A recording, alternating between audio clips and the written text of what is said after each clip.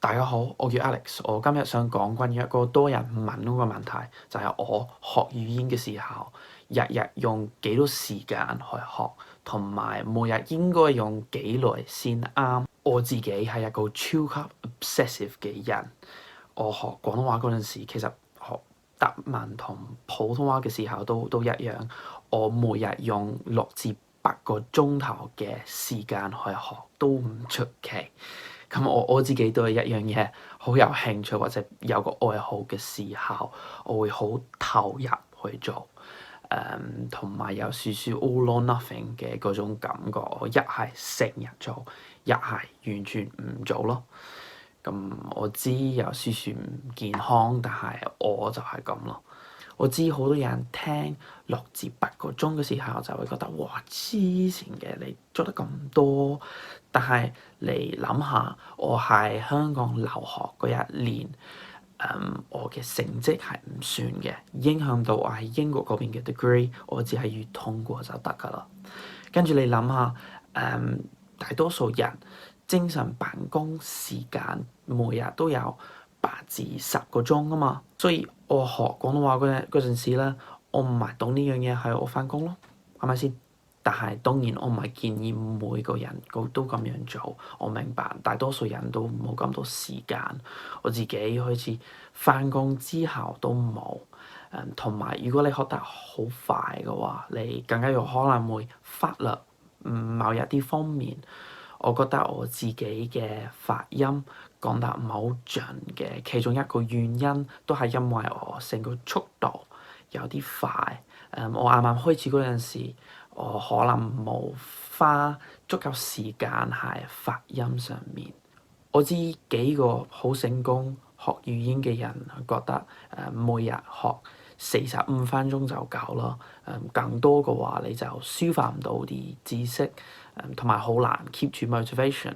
所以其實每個人都唔同，其實你自己先至可以知自己可以做幾多啊嘛。你做得太多就會覺得好唔 manageable，做唔落去。但係你做得唔夠，你就 build 唔到個勢頭，個 momentum。講到尾你自己先有得 judge，自己先至可以揾個平衡。喺 YouTube 上面你會見到唔少 polyglot 或者咩專家講自己嘅某一啲 tips 或者 hacks，佢哋點樣喺6個月、9個月裏面學咗一種語言。但係其實我覺得好多都係廢話，因為佢哋未必會承認自己學咗好耐、好長時間先有呢個效果。同埋其實如果你想學得快嘅話咧，個最主要嘅 hack 都好簡單，你每個月、每個禮拜、每日要投資好多時間。但係無論你想學得快定係學得慢，無論你決定咗每日投資幾多時間都好，consistency is king，right？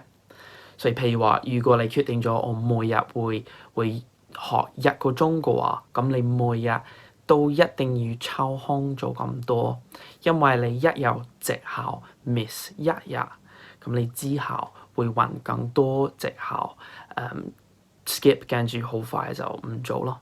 咁我學廣東話嗰陣時咧，每日學6至8個鐘咁黐線，點分配我嘅時間咧？喺我前6個月學習嘅時間裏面，我做得最多嘅係分析啲片咯。